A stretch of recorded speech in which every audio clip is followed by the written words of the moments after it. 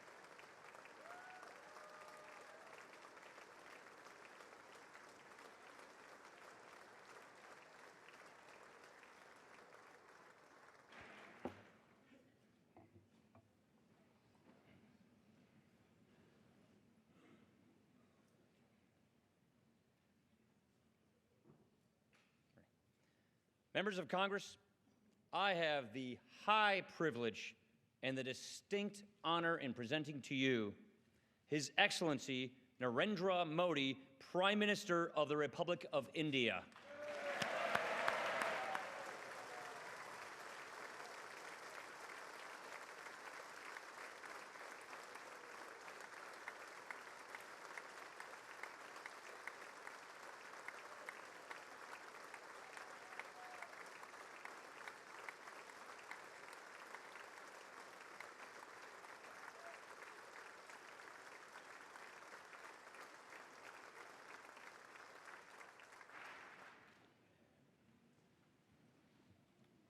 Mr. Speaker, Mr. Vice President, distinguished members of the U.S. Congress, ladies and gentlemen, I'm deeply honored by the invitation to address this joint meeting of the US Congress. Thank you, Mr. Speaker, for opening the doors of this magnificent Capitol. This temple of democracy has encouraged and empowered other democracies the world over.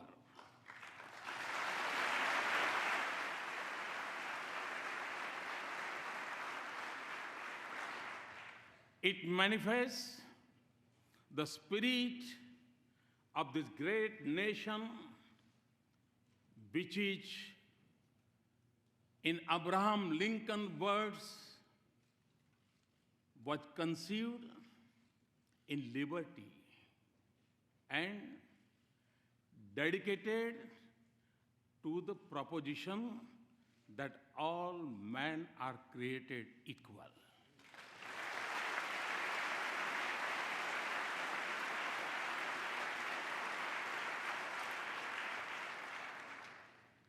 In granting me this opportunity, you have honored the world's largest democracy and its 1.25 billion people.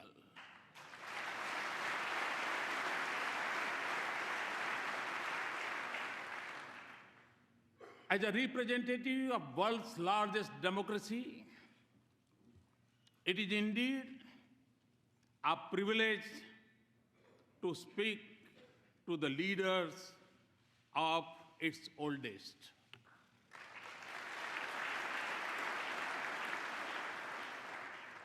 Mr. Speaker, 2 days ago, I began my visit by going to the Arlington National Cemetery, the final resting place of many brave soldiers of this great land.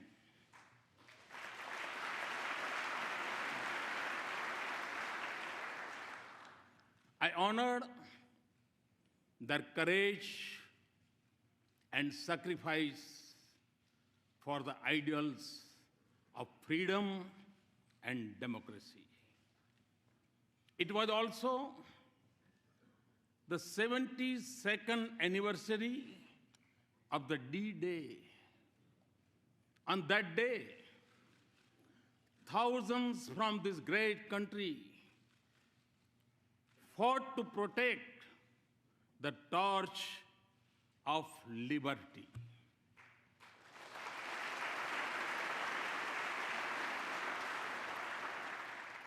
They sacrificed their lives so that the world lives in freedom. I applaud, India applauds the great sacrifices of the men and women from the land of the free and the home of the brave in service of mankind.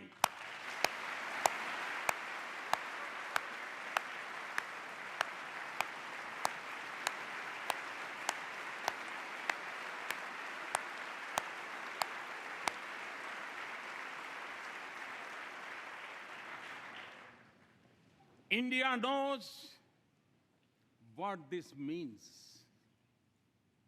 because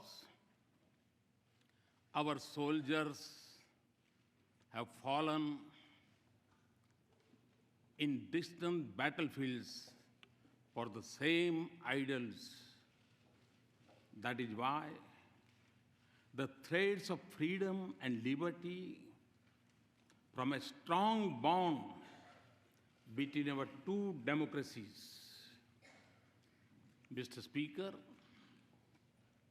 our nations may have been shaped by diverse histories, cultures, and faiths. Yet, our belief in democracy for our nations and liberty for our countrymen is common. The idea that all citizens are created equal is a central pillar of the American Constitution. Our founding fathers too shared the same belief and sought individual liberty for every citizen of India.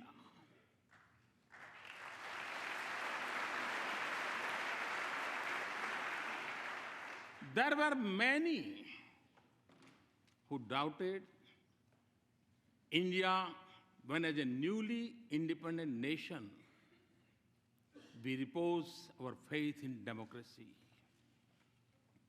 Indeed, wagers were made on our future, but the people of India did not waver. Our founders created a modern nation with freedom, democracy, and equality at the essence of its soul. And in doing so, they assured that we continue to celebrate our age-old diversity. Today, across its individuals and institutions, in its villages and cities, in its streets and states, are anchored in equal respect for all faiths and in the melody of hundreds of its languages and dialects. India lives as one. India grows as one. India celebrates as one.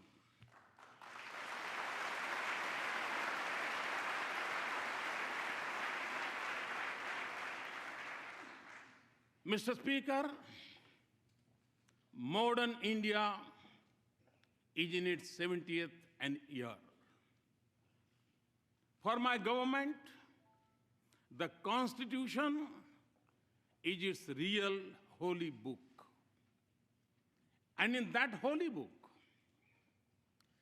freedom of faith, speech, and franchise, and equality of all citizens, regardless of background, are enshrined as fundamental rights.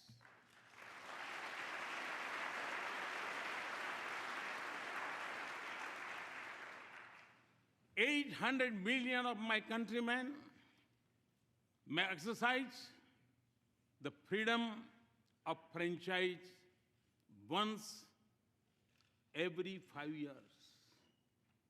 But all the 1.25 billion of our citizens have freedom from fear, a freedom they exercise every moment of their lives.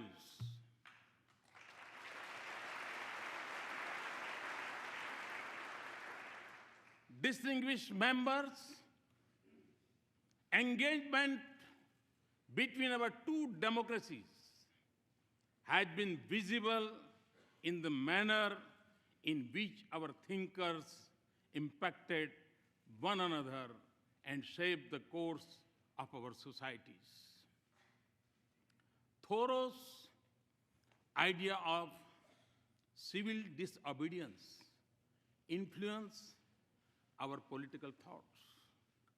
And similarly, the call by the great sage of India, Swami Vivekananda, to embrace humanity was most famously delivered in Chicago.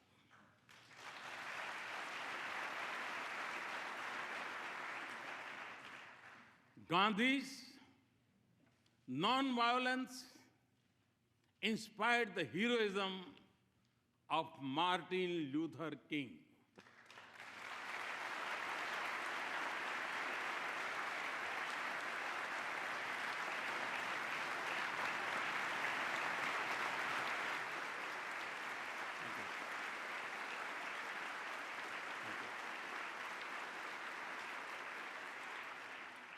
Today, a mere distance of 3 miles separates the Martin Luther King Memorial at Tidal Basin from the statue of Gandhi at Massachusetts Avenue.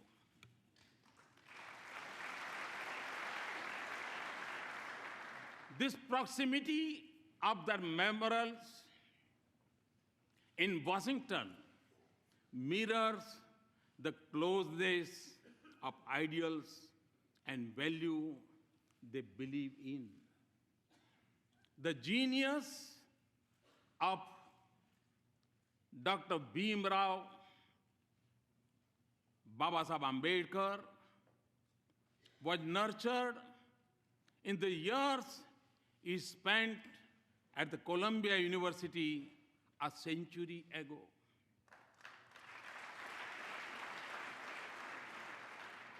The impact of US Constitution on him was reflected in his drafting of the Indian Constitution some 3 decades later.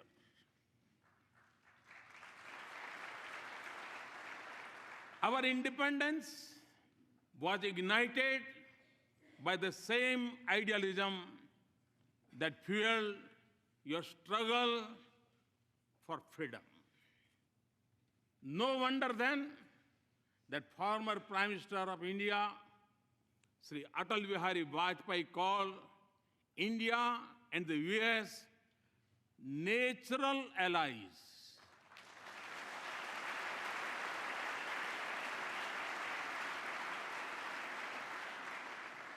No wonder that the shared ideals and common philosophy of freedom shape the bedrock of our ties. No wonder then that President Obama has called our ties the defining partnership of the 21st century.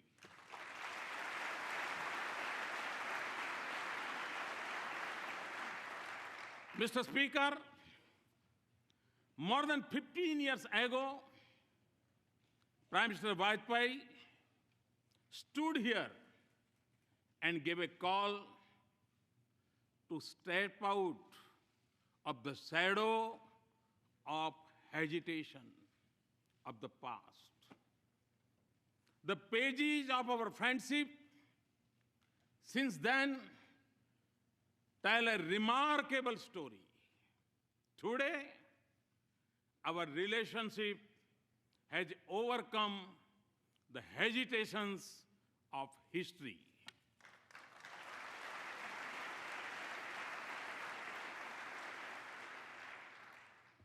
Comfort, candor, and convergence define our conversations. Through the cycle of elections and transitions of administration, the intensity of our engagements has only grown. And in this exciting journey, the US Congress has acted as its compass. You have helped us turn barriers into bridges of partnership.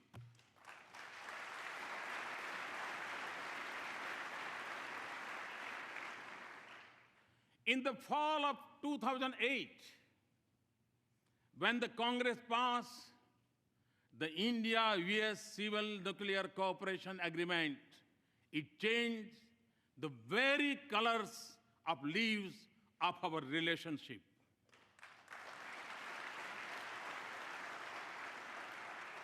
We thank you for being there when the partnership needed you the most.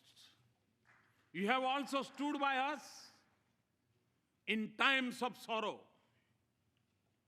India will never forget the solidarity shown by the US Congress when terrorists from across our border attacked Mumbai in November of 2008.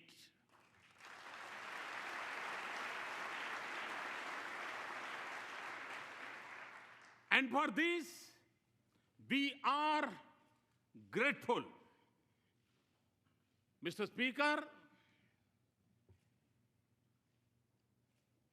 I'm informed that the working of the US Congress is harmonious.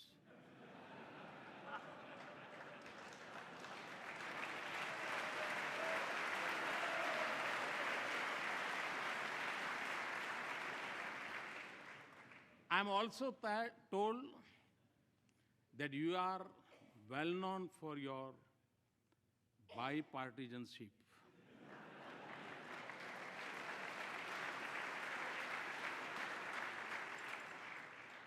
Well, you are not alone. Time and again, I have also witnessed a similar spirit in the Indian Parliament.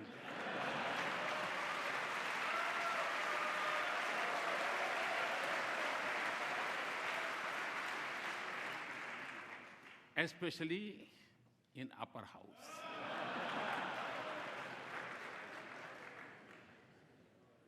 So, as you can see, we have many shared practices. Mr. Speaker, as this country knows well, every journey has its pioneers. Very early on, they shaped a development partnership, even when our meeting ground was more limited. The genius of Norman Borlaug brought the Green Revolution and food security to my country.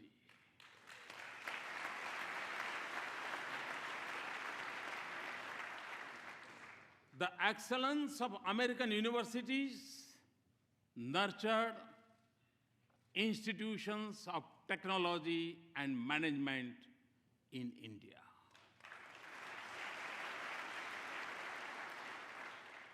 And I could go on, but fast forward to the present.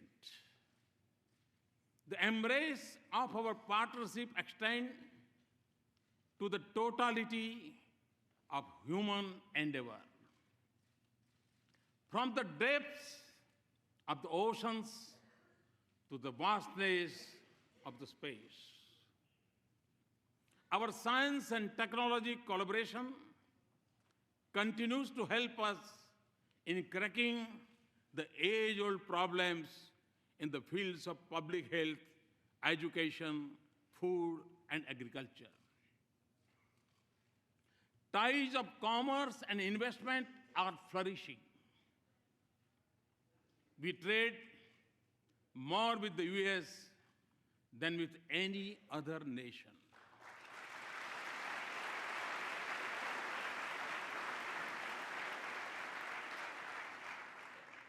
And the flow of goods, services, and capital between us generates jobs in both our societies. As in trade, so in defense. India exercises with the United States more than we do with any other partner.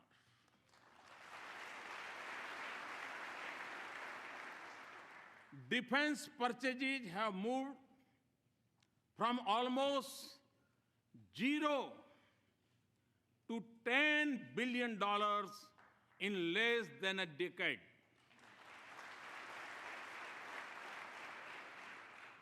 Our cooperation also secures our cities and citizens from terrorists and protects our critical infrastructure from cyber threats.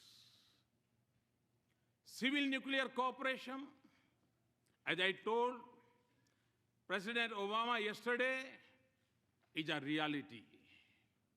Mr. Speaker, our people-to-people links are strong, and there is a close cultural connect between our societies. Siri, you are familiar with the Siri. Siri tells us that India's ancient heritage of yoga has over 30 million practitioners in the US.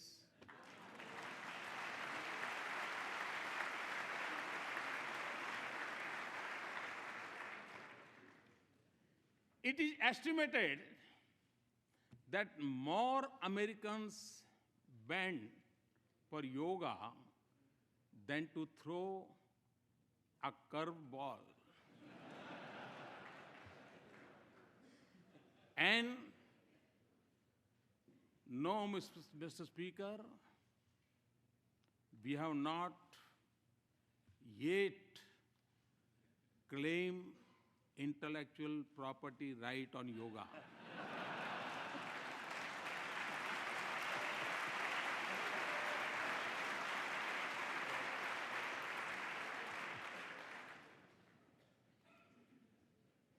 Connecting our two nations is also a unique and dynamic bridge of 3 million Indian Americans.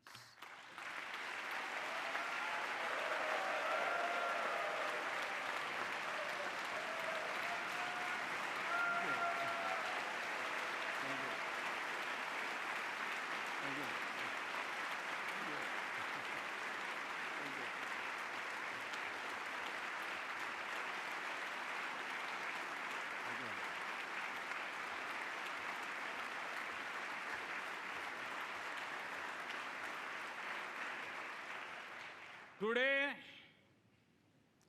they are among your best CEOs, academics, astronauts, scientists, economists, doctors, even spelling bee champions.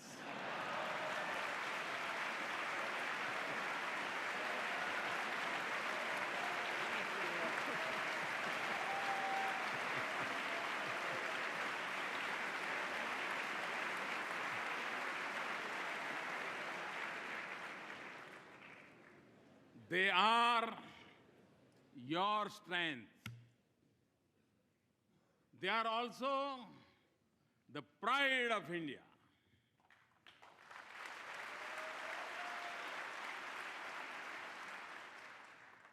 They symbolize the best of both our societies. Mr. Speaker, my understanding of your great country began long before I entered public office. Long before assuming office, I traveled coast to coast, covering more than 25 states of America.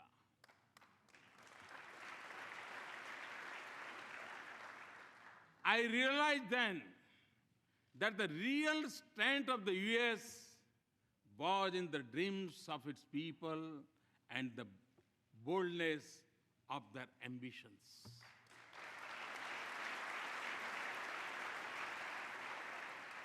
Today, Mr. Speaker, a similar spirit animates India. Over 800 million youth are specially impatient. India is undergoing a profound social and economic change. 1 billion of its citizens are already politically empowered. My dream is to economically empower them through many social and economical transformations, and do so by 2022, the 75th anniversary of India's independence. My to-do list is long and ambitious, but you will understand it includes a vibrant rural economy with a robust farm sector, a roof over each head, and electricity for all households. To skill millions of our youth, build 100 smart cities, have a broadband for 1 billion, and connect our villages to the digital world. And create a 21st century rail, road, and port infrastructure. These are not just aspirations. They are goals to be reached in a finite time frame and to be achieved with a light carbon footprint with greater emphasis on renewables.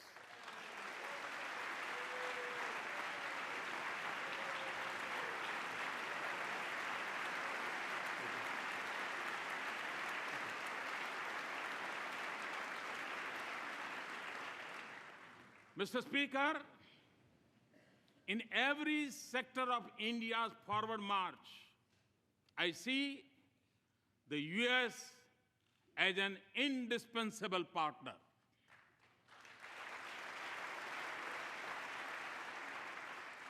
Many of you also believe that a stronger and prosperous India is in America's strategic interest.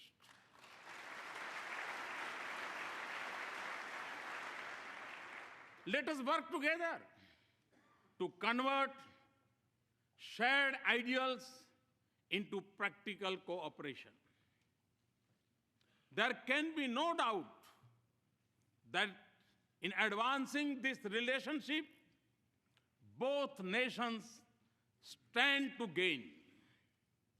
As the US businesses search for new areas of economic growth, markets for their goods, a pool of skilled resources, and a global locations to produce and manufacture, India could be their ideal partner.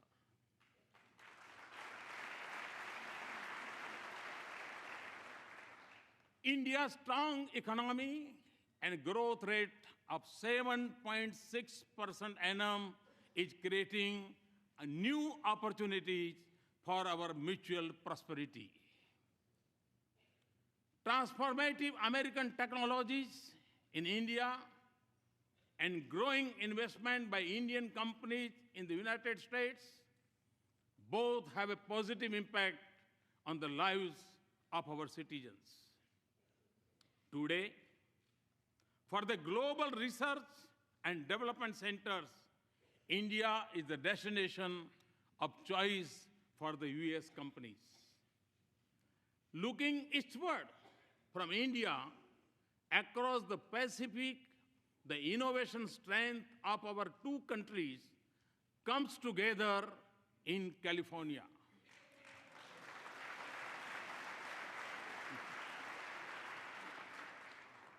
Here, the innovative genius of America and India's intellectual creativity are working to shape new industries of the future.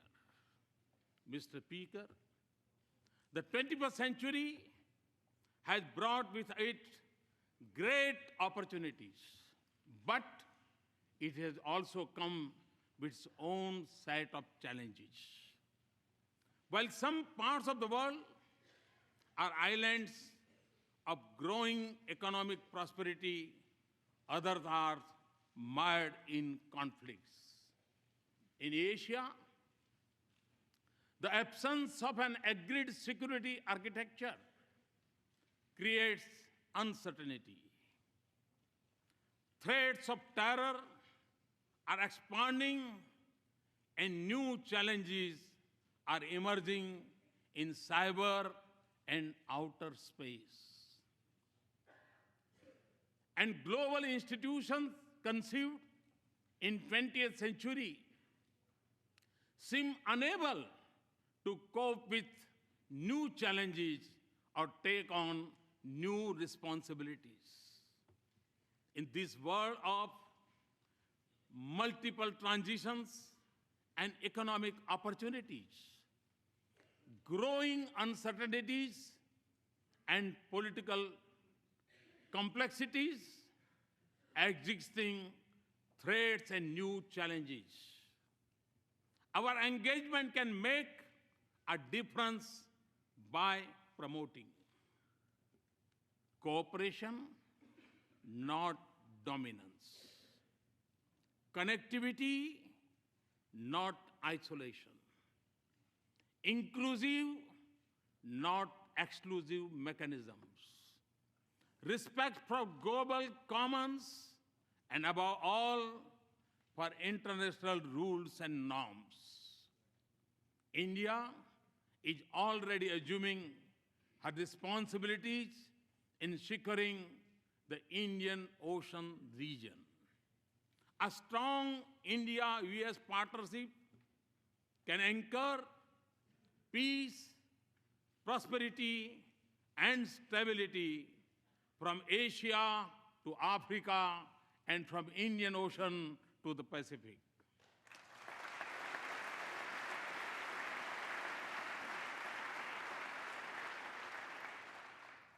It can also help ensure security of the sea lanes of commerce and freedom of navigation on seas.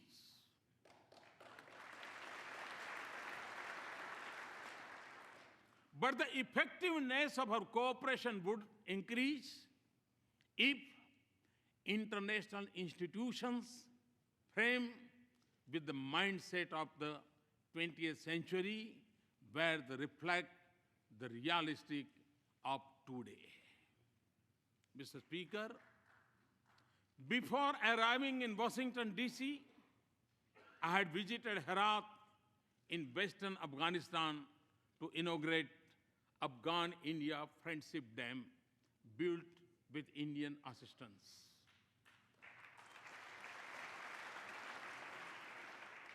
I was also there on the Christmas Day last year to dedicate to that proud nation, its parliament, a testimony to our democratic ties. Afghans naturally recognize that the sacrifices of America have helped create a better life.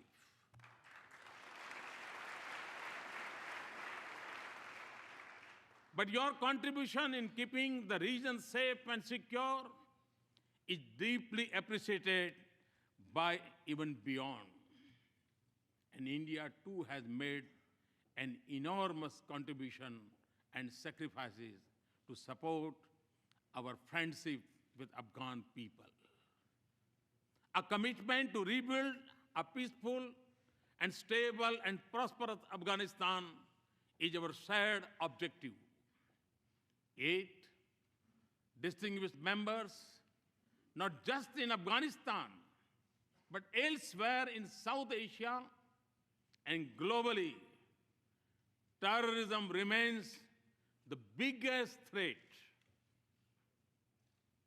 In the territory, stretching from west of India's border up to Africa.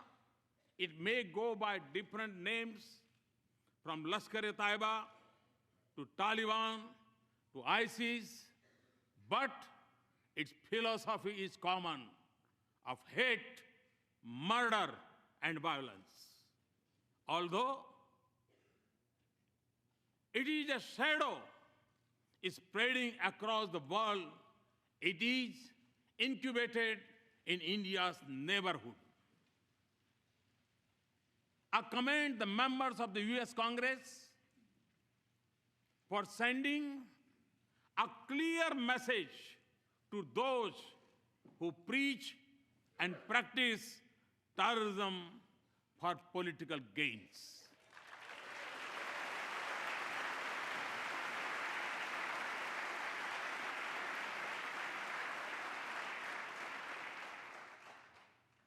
Refusing to reward them is the first step towards holding them accountable for their actions.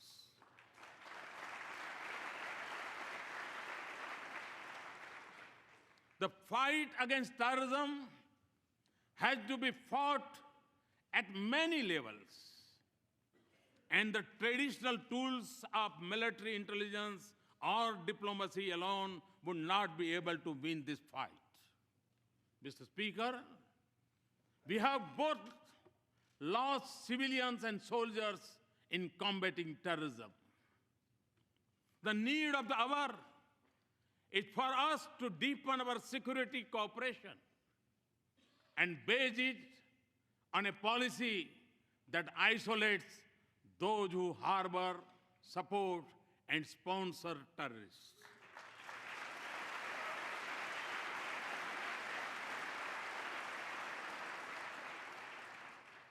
That does not distinguish between good and bad terrorists, and that delinks religion from terrorism.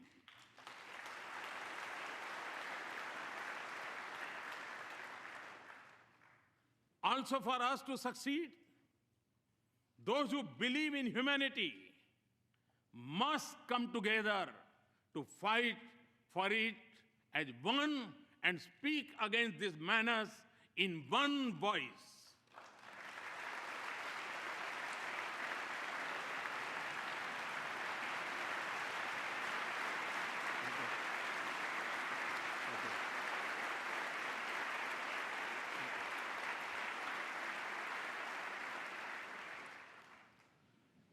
Terrorism must be delegitimized. Mr. Speaker, the benefits of our partnership extend not just to the nations and regions that need it most. On our own, and by combating our capacities, we are also responding to other global challenges, including when disaster strikes and where humanitarian relief is needed. From our shore, we have evacuated thousands from Yemen, Americans and Indians and others. Nearer home, we have the first responders during Nepal's earthquake, in the Maldives water crisis, and most recently during landslide in Sri Lanka.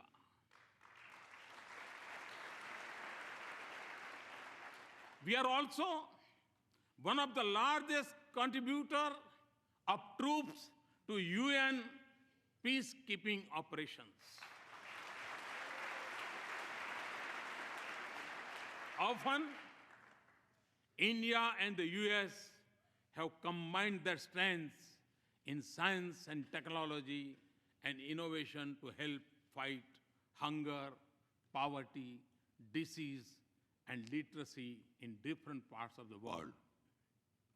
The success of our partnership is also opening up new opportunities for learning, security, and development from Asia to Africa. And the protection of environment and caring for the planet is central for our shared vision of a just world.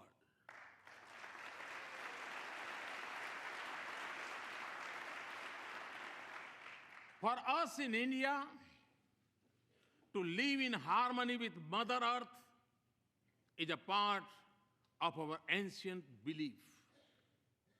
And to take from nature only what is most essential is a part of our Indian culture. Our partnership, therefore, aims to balance responsibilities with capabilities. And it also focuses on new ways to increase the availability and use of renewable energy.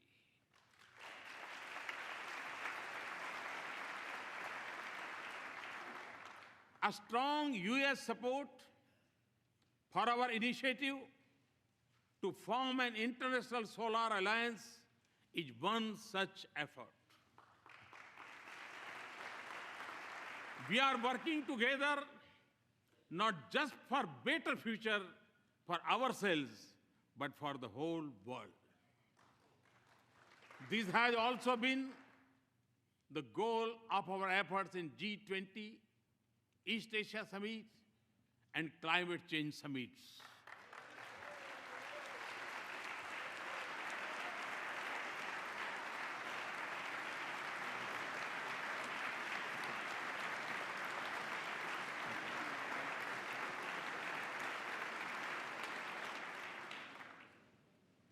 Mr. Speaker, as we deepen our partnership, there will be times when we would have differing perspectives. But since our interests and concerns converge, the autonomy in decision-making and diversity in our perspectives can only add values to our partnership. So, as we embark on a new journey and seek new goals, let us focus not just on matters routine, but also transformation, all ideas. Ideas which can focus not just on creating wealth, but also creating value for our societies.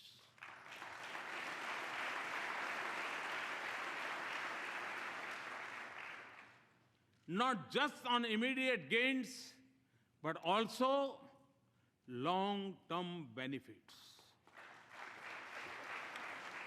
Not just on sharing best practices, but also shaping partnerships, and not just on building a bright future for our people, but in being a bridge to a more united, human, and prosperous world.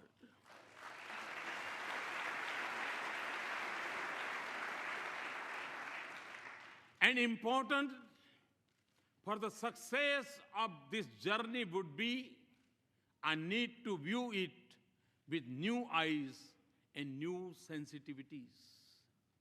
When do this, we will realize the full promise of this extraordinary relationship. Mr. Speaker, in my final thoughts and words, let me emphasize that our relationship is prime for a momentous future. The constraints of the past are behind us, and foundations of the future are firmly in place. In the lines of Walt Whitman, the orchestra have sufficiently tuned their instruments. The baton has given the signal. And to that, if I might add, there is a new symphony in play.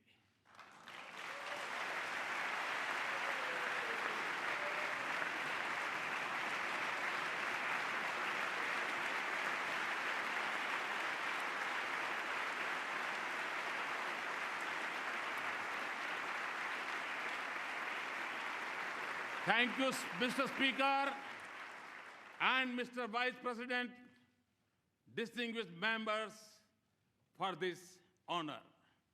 Thank you very much. Thanks a lot.